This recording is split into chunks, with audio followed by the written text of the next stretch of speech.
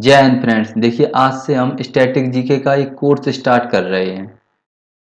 इस कोर्स में आपको स्टैटिक जीके से संबंधित प्रत्येक टॉपिक पर आपको कंप्लीट थ्योरी देखने को मिलेगी। इस कोर्स में ये basic to high level course रहेगा। इस कोर्स में आपका जो स्टैटिक जीके है वो बहुत ही अच्छी तरीके से कंप्लीट एक बार हो जाएगा। इसके बाद केवल आपको प्रीवियस ईयर क्वेश्चन करना पड़ेगा।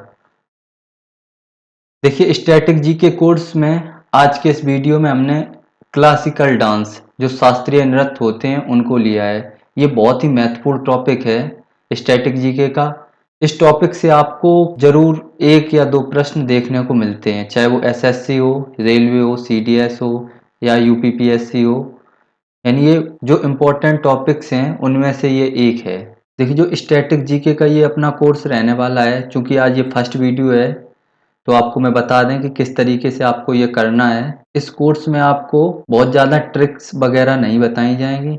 इसमें आपको केवल रिपीटेशन पर ध्यान दिया जाएगा। रिपीटेशन करना है आपको और कनेक्ट करना है, जिससे आप लंबे समय तक याद रख पाएँ और जब एग्ज़ाम में आपसे क्वेश्चन पूछा जाए तो आप उसको आसानी से कर पाएँ। तो देखिए, शुरुआत करते हैं क्लासिकल डांस से। देखिए, क्लासिकल डांस होते हैं, इनको हिंदी में हम क्या बोलते हैं? शास्त्रीय नृत्य। क्लासिकल डांस को हम हिंदी में क्या बोलते हैं? शास्त्रीय नृत्य। ये याद रखना। तो शास्त्रीय नृत्य दो शब्दों से मिलकर बना है, एक शास्त्रीय, दूसरा नृत्य। ये जो नृत्य है, सबसे पहले हम इसको देखते हैं कि नृत्य क्या होता है।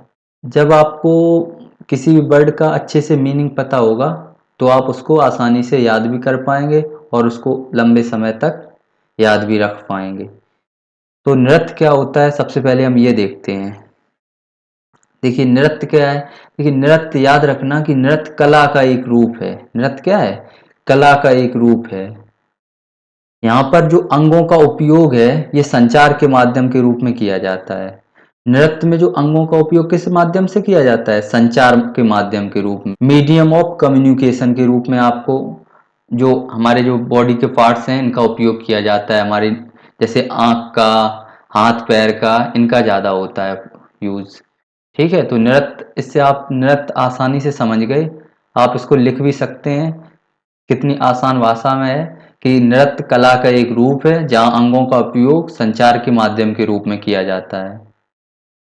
अब देखिए, आप नृत्य को समझ गए। अब हम ये देखने का प्रयास करेंगे कि नृत्य लगभग अपने यहाँ भारत में कितना पुराना है। तो जो नृत्य है, ये जो नृत्य की परंपरा है ये लगभग 5000 वर्ष पुरानी है। नृत्य की जो परंपरा है ये लगभग 5000 वर्ष पुरानी मानी जाती है। अब हम कैसे मान लें कि ये 5000 वर्ष पुरानी है? तो इसके लिए कुछ एग्जाम्पल आप लिख सकते हैं। जैसे आपने इंडस वैली सिविलाइजेशन, ये इंडस वैली सिविलाइजेशन में आपने एक डांसिंग गर्ल स्टैचू पढ़ा होगा हिस्ट्री में। जो डांसिंग गर्ल स्टैचू था वो कहाँ से प्राप्त हुआ था? हड़प्पा से। तो ये जो डांसिंग गर्ल स्टैचू है, यानी ये कांस का बना हुआ है, ब्रॉन्ज धातु का। यानी कांस की नर्तकी आपको याद रखनी है। नृत्य करती हुई एक गर्ल है, कांस की नर्तकी। फर्स्ट आपको ये याद रखना। सेकंड, आपको भीमबेटका याद रखना है। मध्य प्रदेश का जो रायसेन, मध्य प्रदेश राज्य में जो रायसेन डिस्ट्रिक्ट है, वहाँ भीमबेटका की जो गुफा है, वहाँ पर कौन सी चित्रकारी है? वहाँ पर आपको गुफा चित्रकारी देखने को मिलती है, गुफा चित्रकारी। थर्ड, आप अगर एक और याद रखना चाहें तो आप याद रख सकते हैं जो उड़ीसा में जो कोणार्क है, वहाँ का जो सूर्य मंदिर है, उस पर भी आपको नृत्य की बहुत सारी कलाएं दिखाई गई हैं। उसकी जो दीवारें हैं उस पर अलंकृत की गई हैं। यानी कोणार्क का सूर्य मंदिर। इस तरीके से आप याद रख सकते हैं कि जो नृत्य की जो परंपरा है ये लगभग 5000 साल पुरानी है। देखिए, हमने वीडियो में बहुत ज़्यादा एक्स्ट्रा चीज़ें नहीं ली हैं, जो इम्पोर्टेंट हैं केवल उन्हीं को लिया है। अब देखिए, हम भारत के संदर्भ में यदि बात करें तो भारत में जो नृत्य हैं दो प्रकार के हैं। भारत में हमें कितने प्रकार के नृत्य देखने को मिलते हैं? दो प्रकार के। फर्स्ट है आपका शास्त्रीय नृत्य, सेकंड है लोक नृत्य। फर्स्ट कौन सा है? शास्त्रीय नृत्य, सेकंड है लोक नृत्य। आज के इस वीडियो में हम आपको शास्त्रीय नृत्य के बारे में बताएंगे। तो पहले हम ये देखते हैं शास्त्रीय नृत्य क्या है, इसमें किस प्रकार से पात्र अपना रोल अदा करते हैं। तो जो शास्त्रीय नृत्य है इसमें जो हमें मुख्य रूप से किसी देवी या देवता की, भगवान की या कोई धार्मिक शास्त्र से संबंधित कोई भी पात्र है, ये उनसे संबंधित होते हैं। इनका एक विशेष कानून होता है, ये बहुत ही कठोर होते हैं, ये नहीं कहीं भी आप भरतनाट्यम करना स्टार्ट कर दें। इसके जो कानून होते हैं वो बहुत ही कठोर कानून होते हैं। अब तक भारत में कुल 8 शास्त्रीय नृत्य हैं।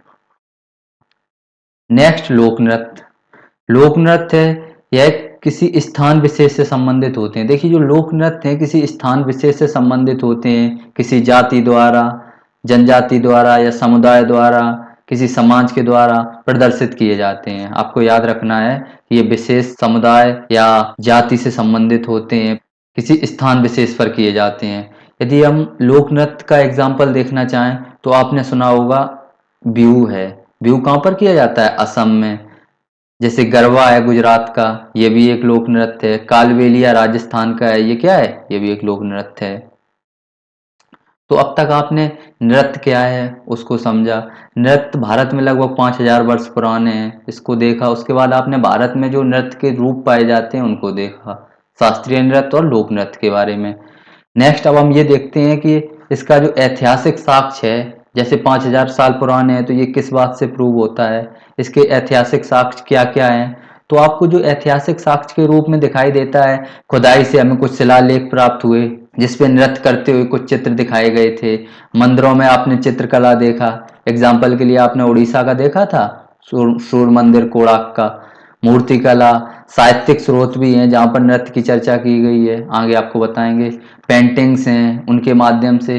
तो ये जो सारे चीजें हैं इससे हमें पता चलता है कि जो भारत में जो शास्त्रीय नृत्य हैं ये लगभग 5000 साल पुराने हैं। ये साक्ष्य हैं। नेक्स्ट अभी आपने पीछे देखा जो ऐतिहासिक साक्ष्य हैं उनमें आपने एक शब्द पढ़ा था साहित्यिक स्रोत। देखिए साहित्यिक स्रोत की अगर बात करें तो भारत में जो नृत्य का पहला औपचारिक स्रोत के रूप में जाना जाता है वो जाना जाता है नाट्य शास्त्र को। ये बड़ी इंपॉर्टेंट बुक है, इसमें नृत्य से संबंधित है। ये जो नाट्य शास्त्र है ये भरत मुनि की पुस्तक है। किसकी है? भरत मुनि की। इसको याद रखना, ये बहुत इंपॉर्टेंट बुक है, कई बार पूछी गई। तो जो भरत मुनि का जो नाट्य शास्त्र है ये नृत्य का पहला औपचारिक स्रोत के रूप में जाना जाता है। आपको केवल इतना याद रखना है। अब ये जो पहला औपचारिक स्रोत के रूप में जाना जाता है तो इसमें ऐसी क्या बातें हैं जो इस चीज को स्पष्ट करती हैं कि ये पहला औपचारिक स्रोत है। तो नाट्य शास्त्र के अनुसार क्या है, नृत्य के दो बुनियादी पहलू बताए गए। फर्स्ट है आपका लस, सेकंड है आपका तांडव। लस और तांडव में बेसिक डिफरेंस क्या होता है आपको स्टेटमेंट वाइज पूछ दिया जा सकता है। तो आपको लस से याद रखना कि लस जो है ये महिला नृत्य शैली का एक रूप है। ऐसा नहीं है कि इसे केवल महिलाएं ही करती हैं। जिसको जो परिभाषित किया जाता है वो इस रूप में किया जाता है कि जो लस जो होता है ये मुख्य रूप से एक महिला नृत्य शैली का एक रूप है। लस वर्ड कहाँ से आया, सबसे पहले हम ये देखते हैं कि जो देवी पार्वती हैं, जो भगवान शंकर जी की जो भार्या हैं देवी पार्वती, उनके द्वारा जो नृत्य किया गया था उसको लस बोला गया। देवी पार्वती द्वारा जो नृत्य किया गया उसको क्या बोला गया? लस बोला गया। चूंकि ये देवी पार्वती द्वारा किया गया था इसीलिए ये महिला नृत्य शैली का भी एक रूप माना गया है।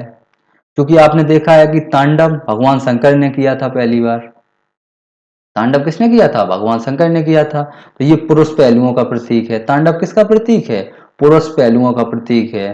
तांडव में आपको मुख्य रूप से लय एवं गति पर जोर दिया जाता है। आपने टीवी किसी सीरियल में देखा होगा भगवान शंकर का तांडव रूप। इसमें आपने देखा कि कितनी जोर से एकदम ये डांस किया जाता है कि एकदम लय पर गति पर बहुत विशेष जोर दिया जाता है। तो तांडव में आपको लय एवं गति पर बहुत अधिक जोर देखने को मिलता है। इस तरीके से आपने लस एवं तांडव को समझा। अब देखते हैं आगे। अभी मैंने आपको बताया था जो शिव का जो नटराज रूप है या तांडव नृत्य है ये नृत्य की सर्वोच्च अभिव्यक्ति है। यानी जो शिव का जो नटराज रूप है इसी को तांडव बोला जाता है। ये जो है ये नृत्य की सर्वोच्च अभिव्यक्ति मानी जाती है। क्योंकि इसको भगवान ने किया तो इससे ज्यादा अच्छा कौन कर सकता है। इसीलिए याद रखना जो तांडव है ये नृत्य की सर्वोच्च अभिव्यक्ति है। नेक्स्ट आपने एक वर्ड सुना होगा अभिनय। अभिनय क्या होता है? तो अभिनय का भी एक इतिहास रहा है। सबसे पहले हम ये समझते हैं कि अभिनय है क्या। जो अंग संचालन के माध्यम से भावों को व्यक्त करना। जब हम अपने अंग संचालन के माध्यम से भावों को व्यक्त करते हैं तो हम उसको अभिनय बोलते हैं। उसे क्या बोलते हैं? अभिनय। देखिए नंदिकेश्वर का जो अभिनय दर्पण है इसमें अभिनय के 3 वेद बताए गए हैं। नंदिकेश्वर का अभिनय दर्पण में अभिनय के कितने वेद बताए गए हैं? 3 वेद। ये याद रखना, बहुत इंपॉर्टेंट ये स्टेटमेंट है कि जो नंदिकेश्वर का अभिनय दर्पण है इसमें अभिनय के 3 वेद हैं। फर्स्ट आपको नृत्य देखने को मिलता है, नृत्य। सेकंड नृत्य, थर्ड नाट्य। तो नृत्य क्या है? नृत्य इसमें क्या होता है? इसमें जो सबसे इंपॉर्टेंट आपको याद रखना है कि ये भाव रहित होता है। भाव रहित लय और तालबद्ध अंग संचालन ही नृत्य है। इसमें जो लय होती है उसका कोई भाव नहीं होता है। इसमें जिस प्रकार से साजबाज चलता है उसी के अनुसार आपको अंगों का संचालन करना होता है, तो उसी को हम नृत्य बोलते हैं। जैसे एग्जाम्पल के लिए आपको तांडव देखने को मिलता है, क्योंकि आपने अभी तांडव में पढ़ा था। जो तांडव है इसमें लय एवं गति पर अधिक जोर दिया जाता है, तो इस यहाँ पर भी आपको लय एवं ताल पर क्या अधिक जोर दिया गया है। तो जो नृत्य है इसका एग्जाम्पल क्या है? शिव का नटराज रूप या तांडव, ये नृत्य कहलाता है। नृत्य, ये पूछा गया क्वेश्चन है कि जो शिव का तांडव रूप है वो क्या कहलाता है? नृत्य, नृत्य या नाट्य। नृत्य, नृत्य या नाट्य, तो आपको याद रखना है वो क्या कहलाता है? नृत्य कहलाता है। सेकेंड है आपका नाट्य। नाट्य में क्या होता है? नाट्य में बेसिकली ये होता है कि किसी भी कथा को उठाया जाता है कि नाटक में हम किसी की कॉपी उतारने की कोशिश करते हैं, नकल उतारने की, तो वही इसमें लिखा गया है कि किसी कथा के अनुसार अभिनय करना या किसी पात्र का अनुकरण करना ही नाट्य कहलाता है। क्या किया जाता है? किसी का अनुकरण किया जाता है, जिस प्रकार उसने किया उसी प्रकार आप कर रहे हो, तो यह क्या कहलाता है? नाट्य। और नृत्य क्या है? नृत्य जो है, नाट्य और नृत्य इसमें लय, गति, अनुकरण भी सब कुछ शामिल होता है नृत्य में। नाट्य और नृत्य का जो समन्वय रूप है वही नृत्य कहलाता है। अब आपको पूरी तरीके से चीजें स्पष्ट होंगी कि नृत्य क्या है, नाट्य क्या है और नृत्य क्या है। साथ ही इसमें जो लय होती है इस कारण से इसको कला का एक रूप माना गया है। अब शास्त्रीय नृत्य की जो मुख्य शर्तें हैं वो क्या हैं, उनको देखते हैं। देखिए सबसे पहले तो आप याद रखना कि शास्त्रीय नृत्य हम उसी को बोल सकते हैं जिसमें हमें गुरु शिष्य परंपरा देखने को मिलती हो, नाट्य शास्त्र के नियमों द्वारा संचालित हो, संगीत नाटक अकादमी द्वारा मान्यता प्राप्त हो। बेसिक 3 डिफरेंस आपको पता होने चाहिए जिससे आप अच्छे से समझ पाएंगे कि शास्त्रीय नृत्य लोक नृत्य से किस प्रकार भिन्न है। क्योंकि जो शास्त्रीय नृत्य होता है इसमें गुरु शिष्य परंपरा देखने को मिलती है, संगीत नाटक अकादमी द्वारा ये मान्यता प्राप्त होता है, नाट्य शास्त्र के नियमों द्वारा संचालित होता है। देखिए आपने अब तक के इस वीडियो में नृत्य क्या है, शास्त्रीय नृत्य क्या है, लोक नृत्य क्या है, उसके बाद जो नंदिकेश्वर का अभिनय दर्पण है उसमें क्या बताया गया, ये सारी चीज़ों को आपने आपने कंप्लीट किया। इसके आगे हम जो भारत के 8 शास्त्रीय नृत्य हैं सबसे पहले हम उनको देखते हैं कि कौन सा जो नृत्य कहाँ पर किया जाता है। एग्जैक्ट आपको लोकेशन जब पता होगी तो आप उसको अच्छे से कनेक्ट कर पाएंगे। सबसे पहले हम कथक देखते हैं। कथक, देखिए जो कथक है यहाँ उत्तर प्रदेश लिखा है, ये मुख्य रूप से उत्तर भारत का है। इसमें हरियाणा, बिहार का ये सारा क्षेत्र आ जाता है, राजस्थान, मध्य प्रदेश का कुछ, तो ये उत्तर भारत का है। कथक कहाँ का है? उत्तर भारत। कथक के बाद आपको याद रखना है सतरिया को। सतरिया किधर का है भाई? सतरिया जो है ये असम में किया जाता है। सतरिया कहाँ पर किया जाता है? असम में। मणिपुरी से मणिपुर का है। मणिपुरी कहाँ का है? मणिपुर का। ओडिसी उड़ीसा का है। कुचिपुड़ी जो है ये आंध्र प्रदेश का है। कुचिपुड़ी कहाँ का है भाई? आंध्र प्रदेश का। भारतनाट्यम, भारतनाट्यम कहाँ का है? तमिलनाडु का। मोहिनीअट्टम एंड कथकली ये केरला का है। केरला में आपको मोहिनीअट्टम और कथकली देखने को मिलता है। केरला में क्या क्या मिलता है? मोहिनीअट्टम और कथकली। इस प्रकार से आपको 8 नृत्य हैं, सारे पता होने चाहिए। भारतनाट्यम तमिलनाडु, कथक उत्तर भारत का है, कुचिपुड़ी कहाँ का है? आंध्र प्रदेश का, मोहिनीअट्टम केरला का है, कथकली केरला का है, मणिपुरी मणिपुर का है, उड़ीसी उड़ीसा का है, सतरिया असम का है। अब एक एक करके हम इसको पढ़ेंगे। फर्स्ट है आपका भारतनाट्यम। ये सबसे इम्पोर्टेंट है 8 नृत्यों में से। भारतनाट्यम से क्वेश्चन बहुत पूछे जाते हैं। भारतनाट्यम कहाँ का है? सबसे पहले तो यही याद रखना आपको। भारतनाट्यम कहाँ पर किया जाता है? तमिलनाडु में। भारतनाट्यम कहाँ किया जाता है? तमिलनाडु में। अब जो भारतनाट्यम का जो ऐतिहासिक स्रोत है, इसकी जानकारी हमें कहाँ से मिलती है? तो आप याद रखना, अभिनय दर्पण है, ये भारतनाट्यम के अध्ययन का एक प्रमुख स्रोत है। आपने पीछे भी पढ़ा था अभिनय दर्पण। अभिनय दर्पण किसके द्वारा रचित है? नंदिकेश्वर के द्वारा। तो फर्स्ट आपको भारतनाट्यम संबंधित यही स्टेटमेंट याद रखनी है कि जो अभिनय दर्पण है ये भारतनाट्यम के अध्ययन का प्रमुख स्रोत है। सेकंड, भारतनाट्यम की जो मुद्राएं हैं वो आपको भारत में कहाँ देखने को मिलती हैं? जो चिदम्बरम मंदिर है, इसका जो गोपुरम है उसमें आपको भारतनाट्यम की मुद्राओं को दर्शाया गया है। चिदम्बरम मंदिर के गोपुरम में। कहाँ पर? चिदम्बरम मंदिर के गोपुरम में आपको भारतनाट्यम की मुद्राओं को दर्शाया गया है। ये जो चिदम्बरम है, ये चिदम्बरम तमिलनाडु में है। चिदम्बरम तमिलनाडु में है। नेक्स्ट आपको याद रखना है कि अब तक जो आपने 8 शास्त्रीय नृत्य पीछे देखे थे, उनमें जो सबसे प्राचीन नृत्य है शास्त्रीय नृत्य, वो भारतनाट्यम ही है। सबसे प्राचीन शास्त्रीय नृत्य कौन सा है? तो भारतनाट्यम है। इसकी जो मुद्राएं हैं वो कहाँ पर दर्शाई गई हैं? तो चिदम्बरम मंदिर के गोपुरम में। इसका जो अध्ययन का जो स्रोत है वो क्या है? नंदिकेश्वर का अभिनय दर्पण है। सेकंड, आपको याद रखना है कि जो भारतनाट्यम का जो नाम है ये भरत मुनि से लिया गया है। कहाँ से लिया गया है? भरत मुनि से। भारतनाट्यम का नाम भरत मुनि से लिया गया है। नेक्स्ट, इसकी उत्पत्ति कहाँ से मानी जाती है?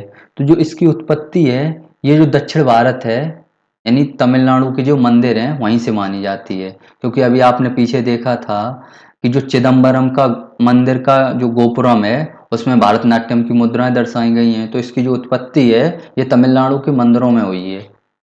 एक इसका नाम, भारतनाट्यम को हम दासियट्टम के नाम से भी जानते हैं, क्योंकि जो प्रारंभ में ये दासियों के द्वारा किया जाता था, इसीलिए हम इस नृत्य को दासियट्टम के नाम से भी जानते हैं। एक एक पॉइंट अच्छे से याद करते चलें, बार बार याद करने की आपको जरूरत नहीं पड़ेगी। हमने बहुत आसान भाषा में लिखा है, आप एक लड़ी की तरह इसको याद करते जाएं। अभी मैंने आपको क्या क्या बताया, आपको सारा कुछ याद होना चाहिए। एक दो बार रिवीजन तो करना ही पड़ता है, लेकिन आपको अच्छे से ये चीज़ें याद होंगी तभी आप एग्जाम में कर पाएंगे। नेक्स्ट पॉइंट जो है, भारतनाट्यम को अग्नि नृत्य के रूप में जाना जाता है। देखिए जो 5 तत्व हैं उनमें से जो अग्नि तत्व है उसका प्रतीक माना जाता है भारतनाट्यम। 5 तत्व आपने देखा होगा कि आकाश, पृथ्वी, जल, वायु और अग्नि, ये 5 तत्व हैं। इनमें से जो अग्नि तत्व है भारतनाट्यम का प्रतीक माना जाता है, इसीलिए हम भारतनाट्यम को अग्नि नृत्य के रूप में भी जानते हैं। क्योंकि ये एक व्यक्ति के द्वारा प्रदर्शित किया जाता है, एक बार में कोई एक इसको करता है, इसलिए इसको एकाहार प्रदर्शन भी होता है। इसमें इसमें क्या होता है? एकाहार प्रदर्शन। लस एवं तांडव दोनों पक्षों पर समान बल दिया जाता है। अब लस क्या है, तांडव क्या है, आपको अच्छे से स्पष्ट होगा, इसीलिए मैंने आपको पहले ही बता दिया था कि लस तांडव, ये सारी चीजों के बारे में। भारतनाट्यम जो नृत्य है इसकी जो थीम होती है ये धार्मिक एवं भक्तिपूर्ण होती है। धार्मिक एवं भक्तिपूर्ण होती है। 18वीं शताब्दी में इसको ई कृष्ण अय्यर हैं, इन्होंने इसको पुनर्जीवित किया था, क्योंकि ये प्राचीन में होता था, उसके बाद धीरे धीरे बंद हो गया। फिर इसको पुनर्जीवित करने का कार्य किसने किया था? ई कृष्ण अय्यर ने। आपको ये प्रश्न इस तरीके से भी पूछा जा सकता है, जो ई कृष्ण अय्यर हैं ये निम्नलिखित में से किस शास्त्रीय नृत्य से संबंधित हैं? तो ये ई कृष्ण अय्यर किससे संबंधित हैं? भारतनाट्यम से। इन्होंने भारतनाट्यम को पुनर्जीवित किया था 18वीं शताब्दी में। भारतनाट्यम को जो वैश्विक पहचान थी वो रुक्मिणी देवी अरुंडेल ने दिलाई थी। रुक्मिणी देवी अरुंडेल सबसे महत्वपूर्ण है, क्योंकि इन्होंने भारतनाट्यम को एक वैश्विक पहचान दिलाई थी। इसमें वाद्य यंत्र कौन कौन से यूज होते हैं? तो मृदंगम है, बांसुरी, वीणा, वॉयलिन और नाटुभंगम। मृदंगम, बांसुरी, वीणा, वॉयलिन और नाटुभंगम, इस तरीके से आप याद रखना। 3 तो आपको वहां पे ही देखने को मिलेंगे, बांसुरी, वीणा और वायलिन। बांसुरी, वीणा और वायलिन, बांसुरी, वीणा और वायलिन, मृदंगम और नाटुभंगम, इस तरीके से आप 5 के 5 याद रखना। मृदंगम, बांसुरी, वीणा, वायलिन और नाटुभंगम। धीरे धीरे आपको सारे याद हो जाएंगे, रटने का प्रयास ना करें, बस इसको बस रिवाइज करते रहें, इससे आपका याद हो जाएगा। अब जो सबसे इम्पोर्टेंट है वो है प्रसिद्ध नर्तक। ये आपने पढ़ा, आपसे जब क्वेश्चन बहुत गहराई में पूछा जाएगा तब ये सब चीज़ें पूछी जाएंगी। लेकिन जो सीधे सीधे क्वेश्चन पूछे जाते हैं एसएससी में, वो यही पूछे जाते हैं कि यामिनी कृष्णमूर्ति निम्नलिखित में से किस नृत्य से संबंधित हैं। तो आप तुरंत भारतनाट्यम कर दोगे यदि आपको ये याद होंगे तो इसमें हमने लगभग 10 से 12 लोगों के नाम लिखे हैं जो बहुत इंपॉर्टेंट हैं, वो आपको याद होने ही चाहिए। ठीक है, फर्स्ट है आपकी रुक्मिणी देवी अरुंडेल, सेकंड गुरु एम के सरोजा। तो आप उसको दो दो करके याद करना है आपको।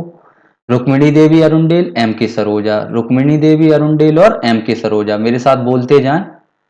रुक्मिणी देवी अरुंडेल और एम के सरोजा।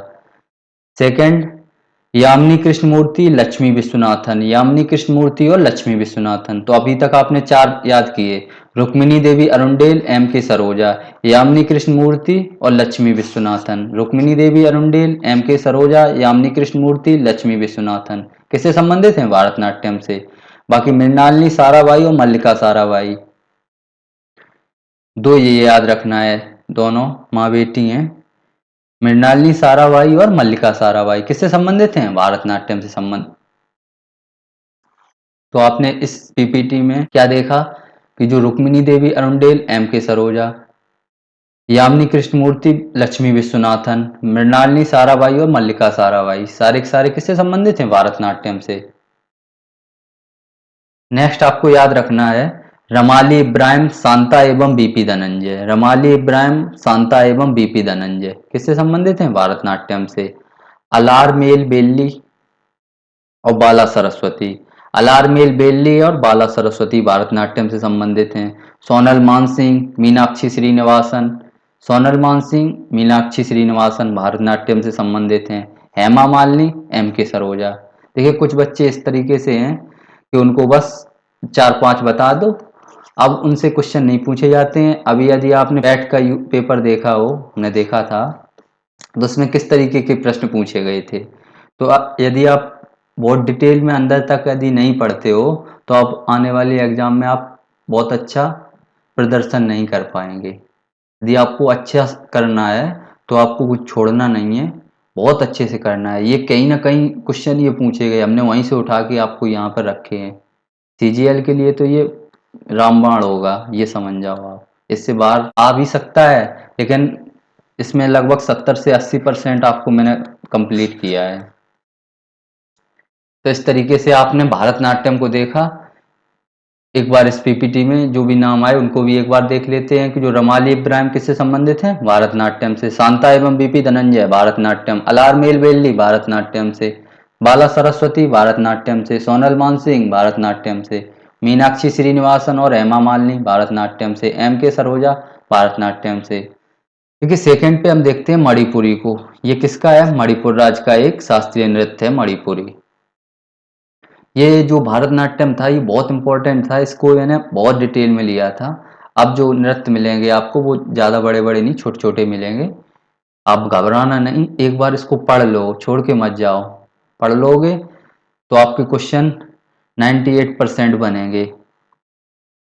आप प्रीवियस ईयर क्वेश्चन कर सकते हैं, आपको उससे भरोसा हो जाएगा। देखिए जो मणिपुरी है, मणिपुरी आपको पता है ये सेवन सिस्टर्स हैं जो उसका एक राज्य है। तो जो उत्तर पूर्व भारत के मणिपुर राज्य का है ये आपको मैं बता चुका हूँ। सेकंड आपको याद रखना है कि जो मणिपुर नृत्य का जो प्रारंभिक रूप है वो लाई अरोबा है। आपने जो लोक नृत्य देखे होंगे, पढ़ा होगा, यदि नहीं पढ़ा होगा तो आगे पढ़ाएंगे। जो लाई अरोबा है ये कहाँ का है? मणिपुर का एक नृत्य है। लाई अरोबा कहाँ संबंधित है? मणिपुर से। तो जो लाई अरोबा है इसको हम मणिपुरी नृत्य का एक प्रारंभिक रूप के रूप में जानते हैं। लाई अरोबा का अर्थ क्या होता है? सबसे पहले तो हम यही जानेंगे। लाई अरोबा का अर्थ होता है देवताओं का आनंदोत्सव। नेक्स्ट आपको पॉइंट याद रखना है, जो मणिपुरी नृत्य के जो जनक हैं वो गुरु विपिन सिंह को जाना जाता है। ये लाइन बहुत इंपॉर्टेंट है। यानी जो मणिपुरी नृत्य के जनक हैं वो कौन है? विपिन सिंह, याद रखना। मणिपुरी नृत्य के जनक विपिन सिंह हैं। इसको कई बार पूछा गया है कि विपिन सिंह निम्नलिखित में से किस नृत्य से संबंधित हैं? तो मणिपुरी से संबंधित हैं। आगे जब मैं आपको नर्तक हैं या वाद्यंत्र वादक हैं उनको जो भी पुरस्कार मिले उससे भी क्वेश्चन पूछे जाते हैं। स्टैटिक जीके में आगे आपको एक ये सेपरेट वीडियो मिलेगा, उसमें विपिन सिंह को कौन सा पुरस्कार मिला, कब मिला, वो बताया जाएगा। ठीक है। तो मणिपुरी नृत्य के जनक कौन है? गुरु बिपिन सिंह। मणिपुरी नृत्य में आपको दो भाग देखने को मिलते हैं, जागोई और चोलम। जागोई चोलम। जागोई का जो अर्थ होता है, ये लस तत्व का प्रतीक है और चोलम तांडव तत्व का।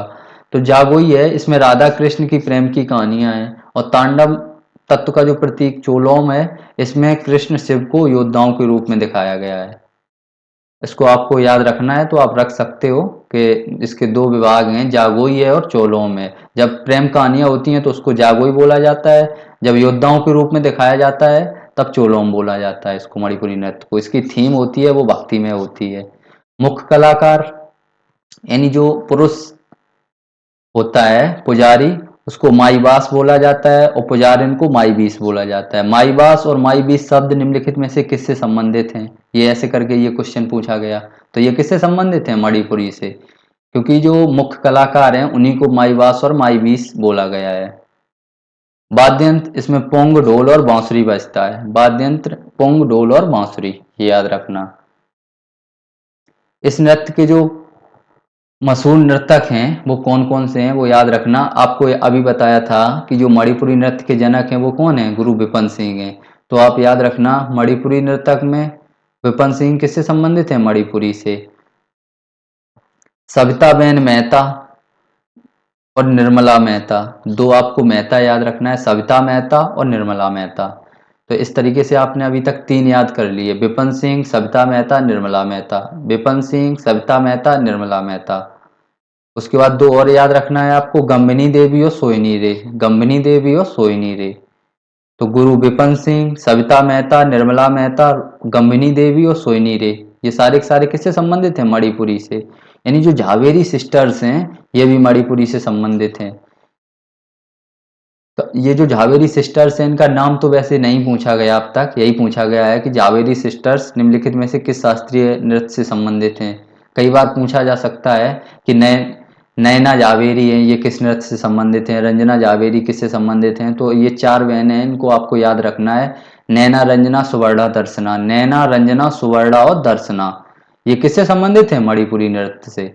नैना, रंजना, सुवर्णा और दर्शना। नैना, रंजना, सुवर्णा और दर्शना। इस तरीके से आपने मणिपुरी नृत्य को भी देख लिया। नेक्स्ट है आपका सतरिया। सतरिया जो नृत्य है ये असम का शास्त्रीय नृत्य है। सतरिया कहाँ का है? असम का। जो असम राज्य है, उत्तर पूर्व राज्यों में जो असम राज्य पड़ता है उसका जो नृत्य है, शास्त्रीय नृत्य, वो है सतरिया। अब सतरिया नृत्य के बारे में देखते हैं कि जो 15वीं शताब्दी में वैष्णव संत थे शंकरदेव, इन्होंने सतरिया नृत्य का परिचय दिया था। तो सर्वप्रथम सतरिया नृत्य का जो परिचय था वो किसने दिया था? शंकरदेव ने दिया था। 15वीं शताब्दी याद रहे या ना रहे इससे कोई दिक्कत है नहीं, ये याद रखना कि जो सर्वप्रथम सतरिया नृत्य का जो परिचय दिया था वो किसने दिया था?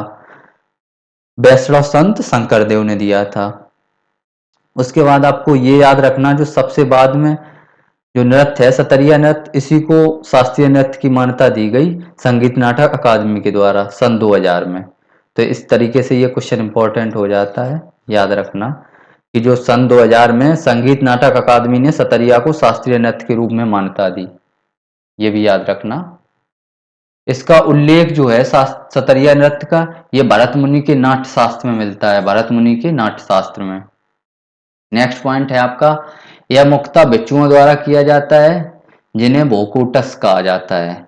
भोकुटस शब्द किससे संबंधित है? तो सतरिया नृत्य से संबंधित है। ये जो भोकुटस हैं ये भिक्षु हैं जो क्या करते हैं? सतरिया नृत्य करते हैं। इस तरीके से ये भोकुटस वगैरह ये शब्द हैं, मोई, माईवास, माईवीस अभी आपको बताए थे पीछे, ये पीसीएस के लिए इंपॉर्टेंट हैं। बाकी जो एसएससी, सीजीएल है, रेलवे है, सीडीएस है, इनमें आपको सीधे सीधे क्वेश्चन देखने को मिलेंगे, इसमें आपको इतना डिटेल में बहुत कम देखने को मिलेगा। बाकी जो सतरिया नृत्य के जो महत्वपूर्ण या मशहूर नर्तक हैं वो कौन कौन से हैं उनको देखते हैं। देखिए जतिन गोस्वामी, दो दो करके यहाँ पर भी आपको याद रखना है, जतिन गोस्वामी और घनकांत बोरा। जतिन गोस्वामी और घनकांत बोरा किससे संबंधित हैं? सतरिया से। जतिन गोस्वामी सतरिया नृत्य से संबंधित हैं। जतिन गोस्वामी किससे संबंधित हैं? सतरिया नृत्य से। उसके बाद आपको दो वर्ड याद रखना है, एक तो बारियान और दूसरा हजारिका। ये भी किससे संबंधित हैं? सतरिया नृत्य से। बारियान में दो लोग हैं, भावानंद बारियान और मानिक बारियान। भावानंद बारियान और मानिक बारियान। और भूपेन हजारिका और टंकेश्वर हजारिका, ये भी किससे संबंधित हैं?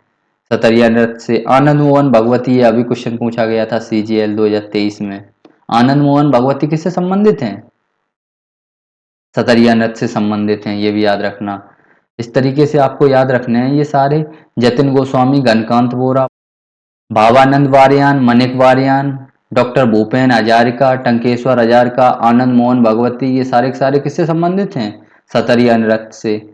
आप जब इसको 1 से 2 बार 3 बार जब पढ़ोगे उसके बाद आपको याद होगा।